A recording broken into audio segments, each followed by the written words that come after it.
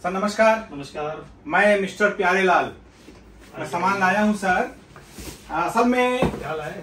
बताता हूँ सर। असल में क्या हुआ कि हमको डॉक्टर विवेक द्विवेदी ने भेजा है। अच्छा। तो बोले कि हमारा यहाँ पीठ में देखिए जरा, ये पीठ में एक घाव है। अच्छा। मतलब जल गया था बचपन में, वो पूरा अकड़ गया है, ये वो बन गया है, क्या बोलते हैं, गांठ बन गया है। ओके। तो डॉक्टर विवेक द्विवेदी ने बोला कि plastic surgeon doctor Mittal Patel के पास जाओ, ठीक कर देंगे। ओके। प्लास्टिक सर्जरी करके ठीक कर देंगे। तो प्लास्टिक लेके आया हूँ सर, देखो ये प्लास्टिक लेके आया हूँ। अब इसको निकाल के प्लास्टिक सर्जरी करके प्लास्टिक लगा के सर तो ठीक कर दो उसको। अरे नहीं प्यारेलाल जी, ऐसा नहीं करना है। हाँ डॉक्टर विवेक अरे खरीद के लाया हूँ सर, नया प्लास्टिक है। ठीक है, रख दीजिए उसे। हाँ विवेक द्विवेदी सर अच्छा प्लास्टिक, अब देखो सही अरे नहीं, प्लास्टिक की जरूरत नहीं है। हाँ। प्लास्टिक सर्जन का मतलब प्लास्टिक से नहीं होता है। हाँ प्लास्टिक सर्जरी एक डिग्री का नाम है। हाँ तो ये डिग्री प्लास्टिक सर्जरी की मतलब प्लास्टिक लिखी होंगे ना। अरे नहीं ऐसा नहीं है। हाँ मेडिकल डिग्री है, वो सुपर स्पेशलिटी डिग्री है। हाँ विवेक द्विवेदी सर हमको डिग्री से क्या मतलब, हमको तो आप प्लास्टिक लगा के ठीक कर दीजिए हमारा ये जो। अरे प्लास्टिक नहीं लगा सकते आप प्यारेलाल जी, हमारी बात समझिए। हाँ विवेक द्विवेदी सर ने सही भेजा है आपको हमारे पास। आपका घाव ठीक हो जाएगा। हाँ उसे हम ठीक कर देंगे। हाँ उसमें स्किन ग्राफ्टिंग करनी पड़ सकती वो है। क्या होता है? स्किन ग्राफ्टिंग यानी कि आप ही के बॉडी की चमड़ी थाई से मोस्टली हम लेके उस घाव पे लगाएंगे। हाँ तो आपका घाव ठीक हो जाएगा। और जहाँ से हम चमड़ी लेंगे हमारे चमड़ी निकालेंगे, बिल्कुल और हमारे लगा देंगे। तब प्लास्टिक कहाँ, फिर प्लास्टिक तो हम लेके आए हैं। अरे इसीलिए तो कह रहा हूँ कि प्लास्टिक की जरूरत नहीं है प्यारेलाल जी। ये प्लास्टिक हम फिर क्या करें? प्लास्टिक को वही रहने दीजिए, उसकी कोई जरूरत नहीं है। प्लास्टिक सर्जन का मतलब प्लास्टिक लगाना नहीं होता है। प्लास्टिक सर्जन का मतलब आपके जो भी बॉडी के घाव तो है, हमको ऐसा लगता है सर आप लोगों ने नाम गलत रख लिया है। हाँ? नहीं ऐसा कुछ नहीं है। प्लास्टिक का मतलब है कि हम हर चीज तो हमारी टोपी हमारे सिर, मतलब हमारे चमड़ी निकाल के हम ही लगा देंगे। चलिए ठीक है सर, लेकिन इस तरीके से हम आपके घाव ठीक कर देंगे, ये जरूर हो जाएगा। पक्का हो जाएगा सर। तो ठीक है सर, आप हमको जरूर ठीक करिए। फिर प्लास्टिक फेंक दो, फिर प्लास्टिक की जरूरत वापस कर देता हूँ। बिल्कुल वापस कर दीजिए। पैसे कोई टेंशन मत लीजिएगा सर। अरे पैसा बहुत लाया हूँ। पैसे की कोई बात नहीं है, हम आपको चार्ज बता देंगे, लेकिन प्लास्टिक की जरूरत नहीं है। प्लास्टिक नहीं लगा। अरे हम तो सोचे थे आप प्लास्टिक करते हैं। नहीं ऐसे कोई बात नहीं है। हाँ प्लास्टिक सर्जरी करके ही आपका घाव ठीक करेंगे, लेकिन उसमें प्लास्टिक की कोई जरूरत प्लास्टिक नहीं लगेगा? नहीं बिल्कुल नहीं लगेगा। हम बहुत बड़ा कंफ्यूजन में थे। नहीं आपका कंफ्यूजन दूर कर देता हूँ मैं। उसमें प्लास्टिक की कोई जरूरत नहीं है। ठीक है, आप ही के बॉडी की स्किन लेके वहाँ लगाएंगे, स्किन ग्राफ्ट हमारा जो है ठीक हो जाएगा। बिल्कुल ठीक हो जाएगा। ठीक। और इस माध्यम से हम हमारे दर्शकों को बताना चाहते हैं तो मित्रों, हाँ नमस्कार, मैं डॉक्टर विवेक द्विवेदी, डॉक्टर मित्तल पटेल। आज हम प्लास्टिक सर्जरी के बारे में जानकारी डॉक्टर मित्तल पटेल साहब देंगे। आप हमारे साथ बने रहिएगा। और नमस्कार, इसके बाद का एपिसोड इसके बाद देखिए इसके आगे। बिल्कुल थैंक यू। नमस्कार, थैंक यू। नमस्कार, मैं डॉक्टर विवेक द्विवेदी, आज टॉक विद विवेक। आज इस शो में हमारे साथ डॉक्टर मित्तल पटेल जो कि प्लास्टिक सर्जन हैं। डॉक्टर साहब आपका हम स्वागत करते हैं। आज डॉक्टर साहब हमारे स्टूडियो में आए हैं और आज का टॉपिक है वो है A to Z of plastic surgery. तो आज इस टॉपिक पर डॉक्टर मित्तल पटेल आप सभी को जानकारी देंगे, सरल भाषा में जानकारी देंगे। जैसा कि आप सभी लोगों ने नाम सुना होगा, प्लास्टिक सर्जरी तो सभी लोग जानते ही है, नाम सुना है। प्लास्टिक सर्जरी की जो डिटेल है, जो उसके बारे में प्लास्टिक सर्जरी में करते क्या है, क्या क्या चीज करते हैं, वो सारी चीजों के बारे में आज हम डॉक्टर मित्तल पटेल साहब से वो जानकारी लेंगे। तो सर आपका एक बार फिर से हम स्वागत करते हैं और आपसे हम रिक्वेस्ट करते हैं कि आप हमारे दर्शकों को हेलो बोलिए और उसके बाद अपना इंट्रोडक्शन दीजिए प्लीज। नमस्ते प्रिय दर्शकों, सबसे पहले मैं डॉक्टर विवेक द्विवेदी सर को थैंक यू कहना चाहूँगा कि मुझे उन्होंने ये अपॉर्चुनिटी दी, मेरी ही सब स्पेशलिटी यानी कि प्लास्टिक सर्जरी के बारे में थोड़ी सी बातचीत की जाए और थोड़ा सा नॉलेज शेयर किया जाए सर से भी और हमारे दर्शकों से भी, ताकि उसके बारे में सबको जानकारी मिले। और मैं पूरी ट्राई करूँगा कि जितनी भी जानकारी शेयर कर पाऊँ और जितना नॉलेज शेयर कर पाऊँ उतना अच्छा रहेगा। बहुत बढ़िया सर, थैंक यू सर। आप अपने बारे में इंट्रोडक्शन दीजिए, कहाँ से पढ़े, कैसे? मेरा नाम डॉक्टर मित्तल पटेल है। मैंने मेरा MBBS Jawaharlal Nehru medical college Wardha से किया है और फिर मैंने मेरी speciality in general surgery, master in general surgery JSS medical college Mysore से किया है। और उसके बाद मेरी super speciality in general surgery like plastic surgery BJ medical college in Ahmedabad and civil hospital से किया है, जहाँ से मेरा MCH plastic and reconstructive surgery की सुपर स्पेशलिटी की डिग्री ली है।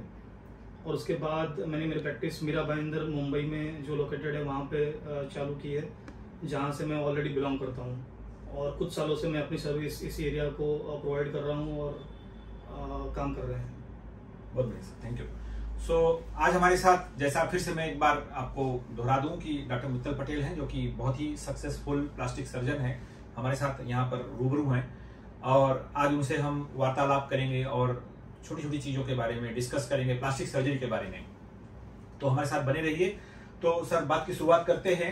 सबसे पहले, प्लास्टिक सर्जरी का नाम हम सभी लोगों ने सुना हुआ है, लेकिन बहुत सारे लोगों को मालूम नहीं है कि प्लास्टिक सर्जरी होती क्या है, इसमें क्या करते हैं।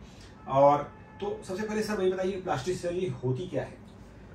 Sir basically plastic surgery general surgery की ही सुपर स्पेशलिटी ब्रांच है। प्लास्टिक सर्जन का बहुत सारी सब स्पेशलिटीज भी हो गई है और एक प्लास्टिक सर्जन हर एक स्पेशलिटी को हेल्प भी करता है, क्योंकि उनका बहुत फाइन वर्क होता है जो फाइनली करते हैं और अच्छे से करते हैं। जो जनरल सर्जरी में किया जाता था वही चीज़ हम फाइनली प्लास्टिक सर्जरी में करते हैं और उससे एडवांस लेवल पे भी करते हैं, जिसमें micro surgery, cosmetic surgery, aesthetic surgery, hand transplant, hair transplant जैसी कई और स्पेशलिटीज भी ऐड हो गई है, जो काफ़ी आगे बढ़ रही है और प्लास्टिक सर्जरी का काफ़ी रोल रहा है अभी सर्जिकल स्पेशलिटीज में। सर, प्लास्टिक सर्जरी हम लोग अक्सर मैं भी खुद भी सर्जन होने की वजह से बहुत सारे पेशेंट्स आते हैं हमारे पास, वो बोलते हैं कि हमारे को ये प्रॉब्लम है, ये प्लास्टिक सर्जरी से ठीक हो जाएगा क्या? तो उसके बारे में एक एक करके हम डिस्कस करेंगे। तो आप लोग कुछ एक जनरल, कितनी ब्रांचेस हैं प्लास्टिक सर्जरी की भी ब्रांचेस होती हैं क्या? हाँ सर, डिग्री के हिसाब से तो नहीं होती है, लेकिन उसके डेफिनेटली काफ़ी सब स्पेशलिटीज़ अभी ऑलरेडी हो गई है और काफ़ी प्लास्टिक सर्जन छोटी छोटी सब स्पेशलिटीज़ पे प्रैक्टिस करने लग गए हैं। जैसे कुछ एस्थेटिक सर्जन है जो सिर्फ ओनली कॉस्मेटिक सर्जरी की प्रैक्टिस करते हैं, कुछ माइक्रो सर्जरी ओनली करते हैं, जो कैंसर है, जड़बे का कैंसर है, कहीं पे भी बॉडी में अगर कैंसर हो जाता है तो उससे जब निकाल दिया जाता है तो उसकी रिप्लेसमेंट, रिकंस्ट्रक्शन के लिए जब जो भी टिश्यू लगता है उसमें माइक्रो सर्जरी यानी कि माइक्रोस्कोप के हेल्प के साथ जो सर्जरी की जाती है उसमें माइक्रो सर्जरी, यानी कि कुछ plastic surgeon only micro surgery पे फोकस कर रहे हैं, कुछ सर्जन ओनली रिकंस्ट्रक्शन पे फोकस कर रहे हैं, कुछ प्लास्टिक सर्जन ओनली बर्न्स पे काम कर रहे हैं। बर्न्स यानी कि जो जले हुए पेशेंट रहते हैं, जो जल जाते हैं, उसकी वजह से जो भी कॉम्प्लिकेशंस होते हैं या उनको मैनेज करना है, तो कुछ प्लास्टिक सर्जन सिर्फ बर्न्स पे ही फोकस कर रहे हैं। कुछ प्लास्टिक सर्जन कंजेनिटल अबनॉर्मलिटीज यानी कि जो बच्चा पैदा होता है उसके बाद जो अबनॉर्मलिटीज होती है, जैसे कि क्लेफ्ट लिप पैलेट है, होठ का फटा हुआ होना बचपन से शरीर में कुछ निशान होना, बर्थ मार्क जैसे कि नीवस, हेमेंजियोमा, बचपन से ही शरीर में और कुछ प्रॉब्लम होना, जैसे कि उंगलियों में कमी होना या उंगलियां ज़्यादा होना या पैर की उंगलियों में भी ज़्यादा कमी होना, उसको रिकंस्ट्रक्ट करके परफेक्ट बॉडी शेप या परफेक्ट बॉडी को लेके आना नॉर्मल टू द सोसाइटी, इसमें काफ़ी रोल अभी प्लास्टिक सर्जन प्ले कर रहे हैं। Thank you. तो जैसा मित्रों आप देखते हैं कि हर आदमी चाहता है कि सुंदर दिखे और एक बैलेंस बॉडी जैसे सबकी होती है, नॉर्मल बॉडी जैसी होती है, हर आदमी दिखना चाहता है। तो प्लास्टिक सर्जन, ये लोग, जैसे सर का कहना है कि प्लास्टिक सर्जरी करके ये उसको एक नॉर्मल शेप में देने का कोशिश करते हैं। तो सर, सबसे पहले जैसे आजकल नया मैंने देखा हुआ है, लोगों को भी मालूम है, किसी का हाथ इतने पर से कट गया, शार्प कट हो गया, मशीन से कट हो गया, क्रश नहीं हुआ है, कट गया, अलग हो गया है, उंगली कट जाती है, मैंने पेपर में आता है कि हाथ जोड़ दिया। ये सब कौन करता है? प्लास्टिक सर्जन करते हैं? कैसे करते हैं आप लोग? जरा इसके बारे में कुछ आइडिया दीजिए। बिल्कुल सर, ऐसी ट्रॉमा में और ऐसे जब किसी की उंगली कट जाती है, किसी का हाथ कोई भी लेवल से कट जाता है तो उसे जोड़ने का काम, या इवन पैर भी, यस सर, तो उसे जोड़ने का काम प्लास्टिक सर्जन का ही रहता है, क्योंकि उस माइक्रो सर्जिकल रिकंस्ट्रक्शन में प्लास्टिक सर्जन ही है जो उसे जोड़ सकते हैं। तो डेफिनेटली सर उसे जोड़ा जाता है। पहले तो शार्प कट, अगर मतलब कि नाइफ से या किसी से आपसे शार्प कट हो गया है तो उसके जुड़ने के चांसेस बढ़ जाते हैं, लेकिन धीरे धीरे जैसे जैसे हमारी स्पेशलिटी आगे बढ़ रही है, इवन कॉम्प्लेक्स इंजरी या क्रश इंजरी में भी होता है तो उसमें भी काफ़ी अच्छे रिजल्ट धीरे धीरे बढ़ रहे हैं और काफ़ी आगे बढ़ा जा रहा है। तो बेसिकली कोई भी अगर उंगली या फिर हाथ अगर कट जाता है काम करते हुए या फिर एक्सीडेंट की वजह से या किसी और रीजन की वजह से, तो उसे जितना जल्दी लेके हॉस्पिटल पहुंचा जाए उतना जल्दी वो प्रोसेस शुरू हो जाएगा और उतना जल्दी उसे जोड़ने की प्रक्रिया शुरू हो जाएगी, तो सक्सेस के रेट बढ़ जाते हैं। दूसरा, जो भी ऑर्गन कट गया है, अगर उंगली है या हाथ या पैर है, तो उसे कैसे हॉस्पिटल तक लेके आया जाए, इस पे थोड़ी सी जानकारी देना चाहूँगा। तो अगर समझो किसी की उंगली एक लेवल से कट जाती है तो उसे वैसे की वैसे बिना कुछ मिक्स किए हुए एक क्लीन क्लॉथ में ले लिया जाए, उसको एक प्लास्टिक में रैप कर दिया जाए और उस एक प्लास्टिक को फिर से एक प्लास्टिक में डाला जाए जिसमें आइस रहेगा। पहली वाली प्लास्टिक जहां पे टिश्यू या उंगली डाली गई थी उसमें आइस नहीं रहेगा, दूसरी वाली प्लास्टिक जिसमें वो बैग को डाला गया है उसमें आइस रहेगा और आइस की वजह से वो टिश्यू प्रिजर्व रहता है। और उसके साथ जितना जल्दी भी आपके नजदीकी फैसिलिटी अवेलेबल जहां भी है वहां अगर पेशेंट पहुंच जाता है जहां प्लास्टिक सर्जन हो या फिर ये फैसिलिटी अवेलेबल है और वो प्रक्रिया जल्दी शुरू हो जाएगी। लेकिन इस तरीके से जो ऑर्गन या टिश्यू कट गया है उससे हम जल्दी सेव कर सकते हैं और उसको बचाने की प्रक्रिया जल्दी शुरू हो जाएगी। एक बार हॉस्पिटल में पहुंच जाता है तो जो भी प्लास्टिक सर्जन की टीम अवेलेबल है वो उसका प्रोसेस शुरू कर देती है, उसको ऑपरेशन थिएटर में ले जाता है। ऑपरेशन थोड़ा लंबा चलता है, 6-7 घंटे का ये प्रोसेस रहता है जिसमें माइक्रोस्कोप और पूरी टीम काम करती है, किसी एक बंदे का काम नहीं है उसमें, काफी 7 से 8 लोग आराम से लग जाते हैं, 2 प्लास्टिक सर्जन भी शायद लग जाए उसमें। लेकिन बेसिकली इसमें नसों को जोड़ा जाता है, यानी कि जो ब्लड सप्लाई कर रही है आर्टरी और वेन उसको जोड़ा जाता है ताकि जो टिश्यू कट गया है उसे उसका सप्लाई मिले, जितनी जल्दी मिले और उतना ही जल्दी उसका सक्सेस रेट बढ़े। तो डेफिनेटली ये काम काफी अच्छे से हो रहा है और इसमें रिजल्ट धीरे धीरे और इम्प्रूव हो रहा है और काफी हद तक के उसे बचाया जा रहा है। मुंबई की और इंडिया की सारी मेट्रोपॉलिटन सिटीज में तो हो ही रहा है, धीरे धीरे 2nd टायर और 3rd टायर सिटी में भी ये फैसिलिटी अवेलेबल की जा रही है और अच्छे रिजल्ट है सर इसमें। तो डेफिनेटली अगर किसी की उंगली या पैर या हाथ कट जाता है तो उसे बचाने के लिए वो जल्दी से जल्दी अगर प्लास्टिक सर्जन के पास पहुंचे तो डेफिनेटली वो बचाया जा सकता है सर। बहुत बढ़िया सर।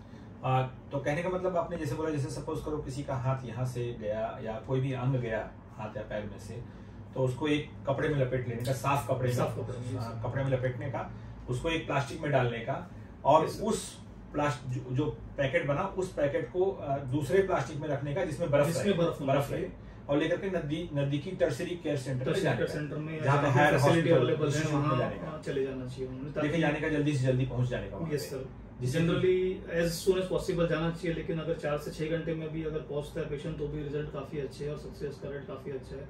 अभी धीरे धीरे तो 10 से 12 घंटे या 18 घंटे में भी अच्छे से रिजल्ट प्लास्टिक सर्जन देने लगे हैं सर। बहुत बढ़िया सर। और ऐसा भी होता है क्या कि जैसे अभी मैंने पेपर में पढ़ा था कि किसी और का हाथ जो कि ट्रांसप्लांट किया गया दूसरे पेशेंट में ट्रांसप्लांट, ऐसा भी आजकल शुरू किया गया है? यस सर, पहले ये सारी चीजें इंडिया में नहीं होती थी, आउट ऑफ कंट्रीज या आउट ऑफ इंडिया में ही होती थी। अभी ये इंडिया में भी होने लगा है सर, काफी सालों से हो रहा है। ये ट्रेंड शुरू किया गया था Amrita institute of medical sciences Cochin में, वहाँ सबसे पहला हेयर ट्रांसप्लांट हुआ था। अभी काफी सिटीज में हो रहा है, इवन मुंबई में भी पिछले कई सालों से 1-2 सेंटर्स हैं जहाँ पे ये हैंड ट्रांसप्लांट हो रहा है। तो बेसिकली जिनके भी हाथ किसी कारण से नहीं थे, ट्रॉमा की वजह से या किसी के कारण चले गए हैं, उसमें जैसे किडनी ट्रांसप्लांट इतना कॉमन हो गया है मार्केट में कि किसी और की किडनी को ट्रांसप्लांट करके उनकी किडनी बचाई जाती है, वैसे ही किसी और का हाथ लेके ट्रांसप्लांट करके जोड़ा जा सकता है और उस हाथ को वापस से फंक्शन यानी कि काम के लिए लाया भी जा सकता है। और इसमें भी काफी सक्सेस हुए हैं और लोग किसी और के हाथ के साथ आगे बढ़े हैं और उनका हाथ भी काम कर रहे हैं और फंक्शन में आ गए हैं सर। ये भी बहुत अच्छी, ये बहुत टेक्नोलॉजी एडवांस हुई है सर। बहुत बड़ी जानकारी आपने दिया कि मतलब किसी दूसरे व्यक्ति का हाथ जो मृत हो गया है, जिसका ब्रेन डेड हो गया लेकिन बॉडी में फंक्शन है और हाथ सलामत है, उसको निकाल के दूसरे व्यक्ति के हाथ में अगर ऑर्गन डोनेशन हो रहा है तो दूसरा व्यक्ति जिसको हाथ नहीं है उसमें अटैच कर सकते हैं। ऐसा काम इंडिया में शुरू हो गया। ये नई शुरुआत है और नया चीज है, लेकिन काफी सक्सेस भी है। सर बिल्कुल सर, काफी सालों से ये हो रहा है और इसमें काफी सक्सेस भी, इंडिया में भी काफी सक्सेस मिला है सर। बहुत बढ़िया सर। अच्छा, यहाँ पे कुछ इंस्टीट्यूट है मुंबई में भी करते हैं? मुंबई में भी करते हैं सर। मुंबई में जहाँ तक मेरी जानकारी है काफी इंस्टीट्यूट करते होंगे, लेकिन ग्लोबल हॉस्पिटल में कुछ केसेस हुए हैं और सक्सेस भी हुआ है सर। मेरी जानकारी के बाहर भी कुछ और इंस्टीट्यूट में भी हुए होंगे सर। हाँ, जो मुझे पता नहीं, लेकिन डेफिनेटली हो रहे हैं सर, डेफिनेटली। तो कहने का मतलब सर का है कि जैसे किडनी ट्रांसप्लांट हो रहा है कि एक व्यक्ति का किडनी निकाल के दूसरे को लगाते हैं, उसी तरह से किसी का हाथ निकाल कर भी दूसरे को लगाया जा सकता है, पैर निकाल कर लगाया जा सकता है, बशर्ते सही समय पर सही चीज मिल जाए और मैचिंग हो उनके जो क्राइटेरिया प्रोटोकॉल्स है उसे फॉलो किया जाए। और जनरली हैंड ट्रांसप्लांट को लेके लीगैलिटीज काफी बीच में आ जाती है, क्योंकि फिंगरप्रिंट्स को लेके थोड़े इश्यूज हो जाते हैं किडनी ट्रांसप्लांट में वो लीगलिटीज के इश्यूज नहीं आते हैं, तो उस सब को धीरे धीरे क्लियर करके अभी इंडिया में भी काफी हद तक के आगे बढ़े हैं सर। तो बहुत नई जानकारी आपने दिया, बहुत अच्छी जानकारी दिया, ये नोट करने लायक है साहब। अच्छा, जैसे कभी कभी क्या होता है, किसी कोई चोट लग गई या बर्न हो गया या कुछ हो गया तो दाग आ जाता है, भद्दा दाग आता है, चेहरे पे आ जाता है, कहीं पे हाथ पे आ गया, पैर पे आ गया या शरीर पे कहीं पे भी आ गया, तो लोग उसके लिए आपके पास आते हैं। जरा उसके बारे में कुछ जानकारी दीजिए हमारे दर्शकों को। सो बेसिकली सर, स्कार इंसान के लिए कॉमन है, बचपन में गिर जाना कॉमन है, कभी चोट लग जाती है, कभी कुछ कट जाता है, कहीं टाके ले लिए, कहीं घिस गए थे, तो हर एक की बॉडी में छोटे मोटे स्कार्स तो होते ही हैं। जब वो बड़े हो जाते हैं तो आजकल सभी को वो स्कार्स को निकलवाना है या उनको इम्प्रूव करना है, तो डेफिनेटली सर आजकल ये काफ़ी कॉमन है और काफ़ी कॉमनली पेशेंट हमें मिलने आते हैं हमारी ओपीडी में कि सर ये मेरे शरीर में दाग है, स्कार है, उसे मुझे निकालना है, कम करना है, या जैसे भी हम कर पाए। तो डेफिनेटली स्कार मैनेजमेंट काफ़ी बड़ा रोल प्ले कर रहा है सर। तो मैं ये तो नहीं कहना चाहूँगा कि हर दाग को मिटाया जा सकता है, हर दाग को निकाला जा सकता है, लेकिन उसमें डेफिनेटली इम्प्रूवमेंट ला सकते हैं, बेटरमेंट कर सकते हैं, और कई दाग हैं जो हम टोटली उसे निकाल भी सकते हैं। जिसमें non surgical and surgical role दोनों हैं।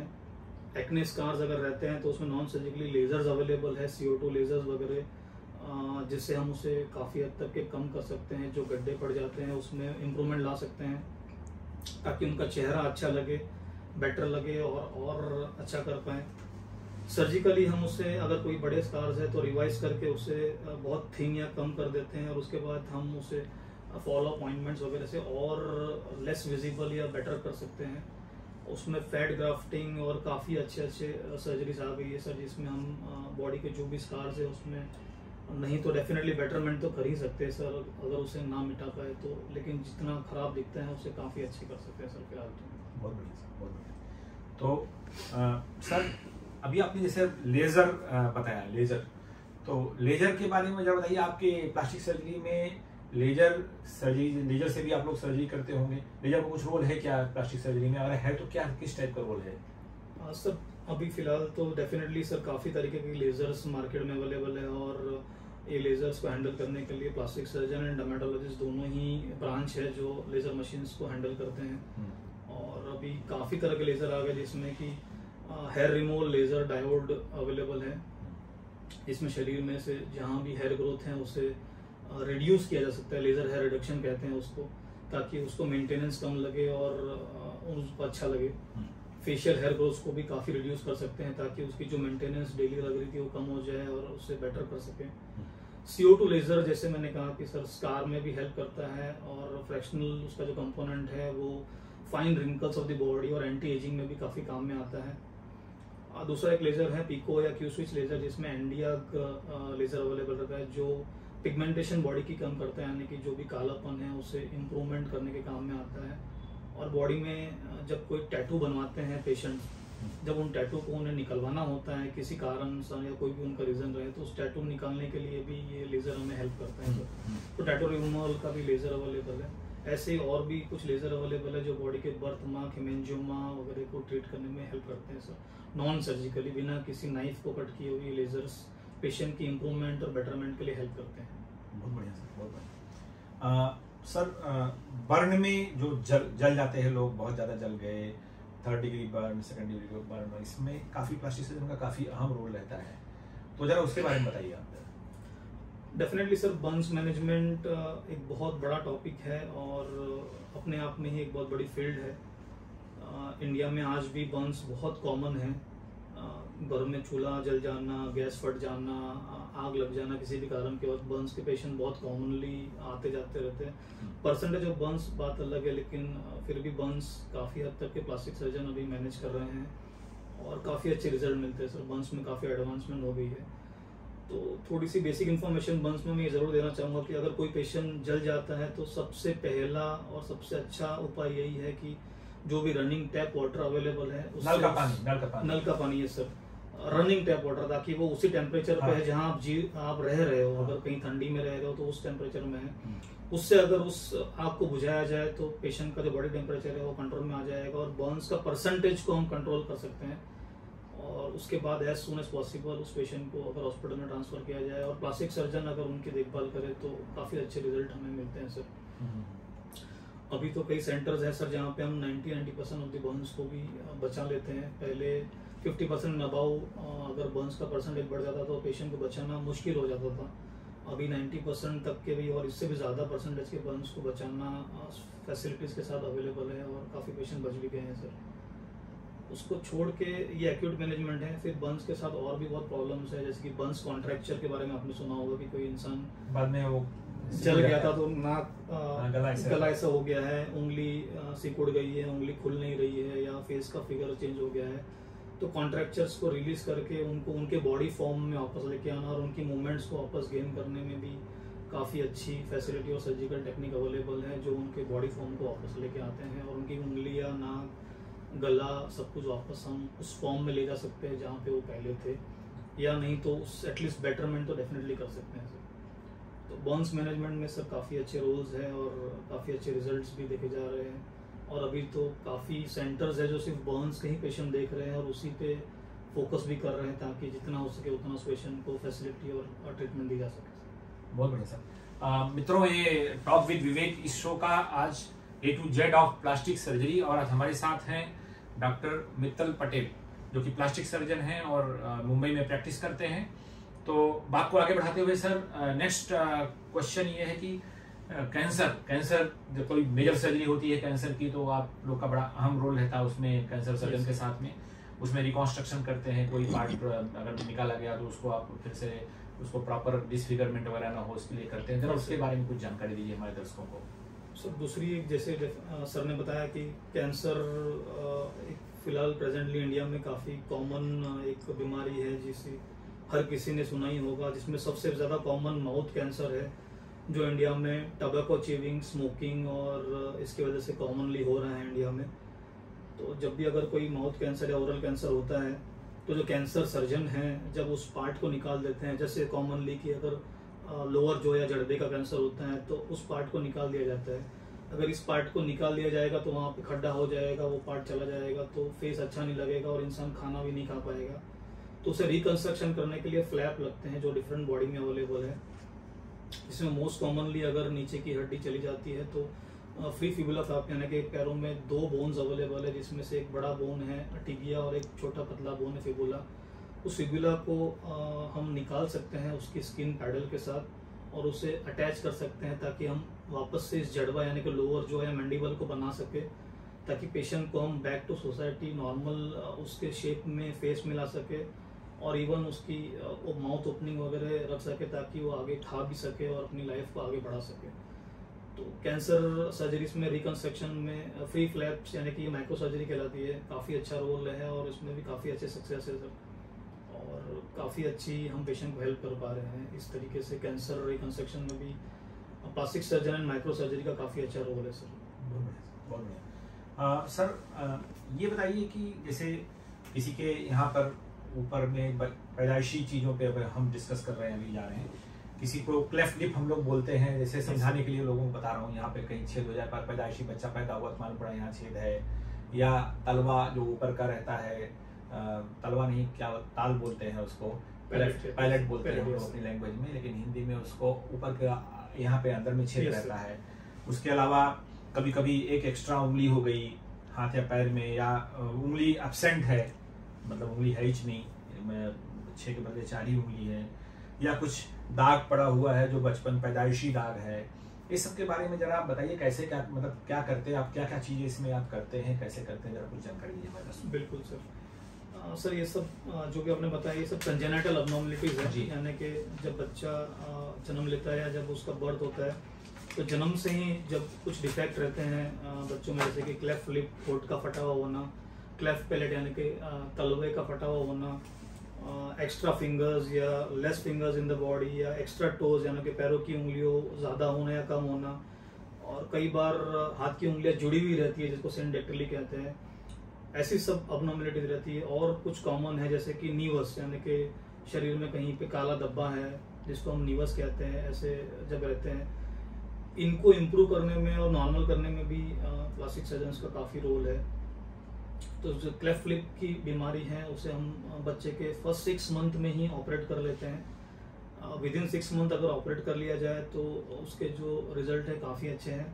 इवन स्कार भी मोस्ट ऑफ द टाइम नहीं आते हैं, बहुत कम आते हैं जो आगे जाके नहीं दिखेंगे, और उनका होठ ऑलमोस्ट नॉर्मल ही हो जाता है। आगे जाके पहचान भी नहीं पाएंगे कि उनका होठ बचपन में नॉर्मली नहीं था। इवन पैलेट जो अंदर से कटा हुआ रहता है, जिसकी वजह से बच्चे की स्पीच में हैम्परिंग हो जाती है। जब वो बोलते हैं तो कुछ वर्ड्स वो क्लियरली बोल नहीं सकते, क्योंकि जो आवाज़ है वो वहाँ से चली जाती है, उसको कंट्रोल नहीं कर सकते हैं। तो पैलेट की सर्जरी 1 ईयर या 1.5 ईयर है, 12 महीने से 18 महीने में प्लान कर ली जाती है। आफ्टर लिप पैलेट ऑपरेट होता है, तो अगर उसकी सर्जरी भी जल्दी से जल्दी कर ली जाए तो वो जो स्पीच डेवलपमेंट है बच्चे का जो हैम्पर हो जाएगा, अगर ऑपरेशन ना किया जाए तो वो भी नॉर्मल हो जाता है। और after palate surgery speech development काफ़ी पेशेंट्स की और ऑलमोस्ट सारी बच्चों की नॉर्मल हो गई है, जिसमें भी प्लास्टिक सर्जन का काफ़ी रोल है सर। जी जी। और दूसरा सर, जैसे कि उंगलियों की अगर कोई 2 उंगलियां बचपन से जुड़ी हुई है, सिंडेक्टली है, तो उसे हम ऑपरेट करके अलग कर सकते हैं, और दोनों ही अलग अलग फंक्शन भी करेंगे और काम भी करेंगे, और उनका लुक्स भी नॉर्मल जैसा ही रहेगा सर। तो ये सारे ही कंजेनिटल एब्नॉर्मलिटीज में भी प्लास्टिक सर्जन का काफ़ी रोल है, ताकि उस बच्चे को नॉर्मल फॉर्म में लिया जाए, नॉर्मल कर दिया जाए, ताकि वो सोसाइटी में नॉर्मली जी सके। बहुत बढ़िया। अच्छा सर, मान लीजिए किसी का उंगली मान लीजिए नहीं है, 5 उंगलियां होती है हाथ या पैर में, यस सर। उसमें कुछ एक्स्ट्रा कर सकते हैं क्या?